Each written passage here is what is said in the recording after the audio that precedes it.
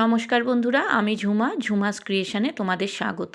আজ আমি তোমাদের সাথে শেয়ার করব আর মাছের রসার রেসিপি।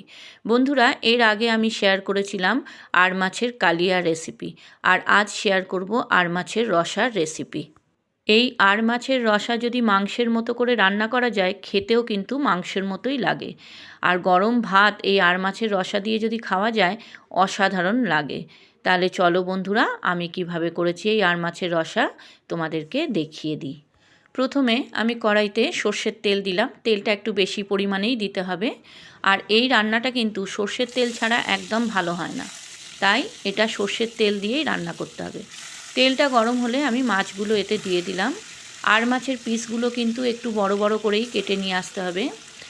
আর মাছ কিন্তু বেশি ভাজলে চামড়ার মতো হয়ে যায়, তাই আমি বেশি ভাজবো না, হালকা করে ভেজে তুলে নেব। মাছগুলো এক পিঠ ভাজা হয়ে গেছে, উল্টে দিলাম। আবার এক পিঠ আমি ভেজে নেব। এই রকম হালকা করেই ভাজতে হবে, খুব বেশি কড়া ভাজার দরকার নেই। আমার এই রেসিপিটা যদি তোমাদের ভালো লাগে বন্ধুরা, আমার চ্যানেলটাকে সাবস্ক্রাইব করে দিও, লাইক কমেন্ট শেয়ার করো, আর পাশে থাকা বেল আইকনটা প্রেস করে দিও, যাতে আমার ভিডিও আপলোড হওয়ার সাথে সাথে তোমাদের কাছে নোটিফিকেশান পৌঁছে যায়। আর পুরনো বন্ধুদের আমার অনেক ভালোবাসা আমার পাশে থাকার জন্য। যারা আমার চ্যানেলে নতুন এই রেসিপিটা দেখছো, তাদের কাছে আমার অনুরোধ, আমার চ্যানেলটাকে সাবস্ক্রাইব করে আমার পাশে থেকে যেও প্লিজ। আমিও কথা দিচ্ছি তোমাদের পাশে থাকবো। মাছগুলো সব ভেজে তুলে নেওয়া হলো। এবারে ওই তেলের মধ্যেই একটা তেজপাতা, দুটো শুকনো লঙ্কা সম্বার দিলাম। এরপর এতে দুটো মিডিয়াম সাইজের পেঁয়াজ কুচি দিয়ে দিলাম। পেঁয়াজটাকে 2-3 মিনিট মতো নাড়ব। 2-3 মিনিট নাড়াচাড়া করার পর আমি এতে আলুগুলো দিয়ে দেব। এখানে আলুগুলো একটু বড় করেই কাটা হয়েছে, যেরকম ডিমে আলু দেওয়া হয় বা মাংসে আলু দেওয়া হয় ওই রকমই সাইজ করে কাটা হয়েছে। আলুটা দিয়ে 1 চামচ নুন দিলাম। নুন দিয়ে একটু নাড়াচাড়া করে কড়াইটা আমি ঢেকে দেব মিনিট 5 জন্য, গ্যাসের ফ্লেম লো করে। 5 মিনিট পর ঢাকা খুলে দেখলাম পেঁয়াজটা থেকে অনেকটা জল বেরিয়েছে, আর আলুটাও আর একটু সিদ্ধ করতে হবে, তাই জন্য 5 মিনিটের জন্য আবার আমি কড়াইটা ঢেকে দিলাম। এইভাবে ঢাকা চাপা দিয়েই আমি আলুটাকে কিন্তু সিদ্ধ করে নেব। 5 মিনিট পর ঢাকা খুলে দেখলাম জলটা অনেকটা শুকিয়েছে। এরপর আমি এতে দেব দুটো মিডিয়াম সাইজের টমেটো কুচি।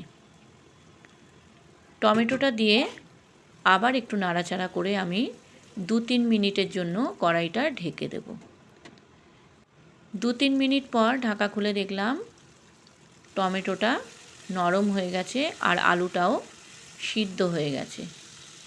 এরপর আমি এতে দেব 1 চামচ রসুন বাটা, 1/2 চামচ আদা বাটা, 1 চামচ কাঁচা লঙ্কা বাটা, 1 চামচ হলুদ গুঁড়ো, 1/2 চামচ লঙ্কা গুঁড়ো, আর সামান্য একটু জল দিয়ে আমি মশলাটাকে কষিয়ে নেব। জলটা দিয়ে মশলা কষালে মশলাটা পুড়ে যাওয়ার সম্ভাবনা থাকে না। ভালো করে মশলাটাকে কষিয়ে নিতে হবে। এরপর আমি এতে দেব 1 চামচ চিনি। মশলা কষানোর সময় যদি চিনি দেওয়া হয়, তাতে তরকারির কালারটাও ভালো হয় আর টেস্টটাও কিন্তু খুব ভালো হয়। ভালো করে কষিয়ে নিয়ে এতে এবার দেব 2 চামচ নুন। নুনটা দিয়ে আবার আমি কিছুক্ষণ কষাবো। কষাতে কষাতে যতক্ষণ না তেল ছেড়ে দেবে ততক্ষণ কিন্তু কষে যেতে হবে।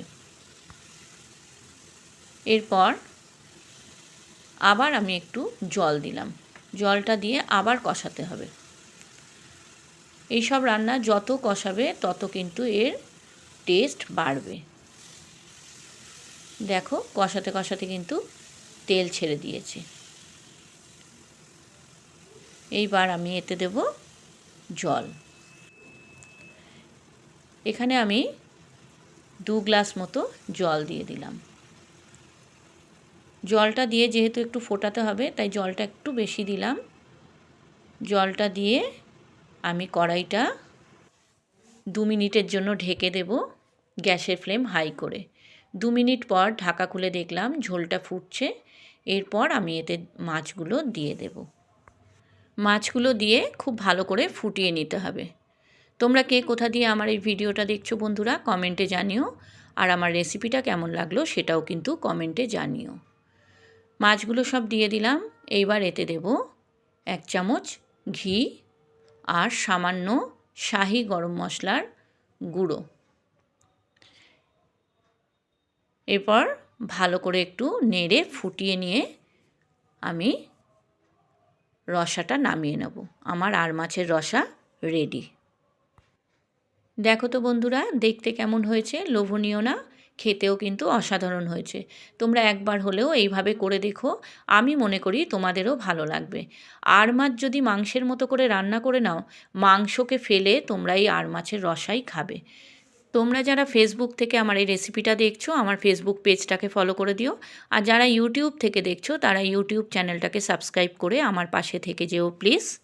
তোমরা ভালো থেকো, সুস্থ থেকো, এইভাবে সবাই সবার পাশে থেকো। আমি আজকের মতো চলি, আবার আসবো অন্য দিন অন্য কোনো রেসিপি নিয়ে। ধন্যবাদ বন্ধুরা।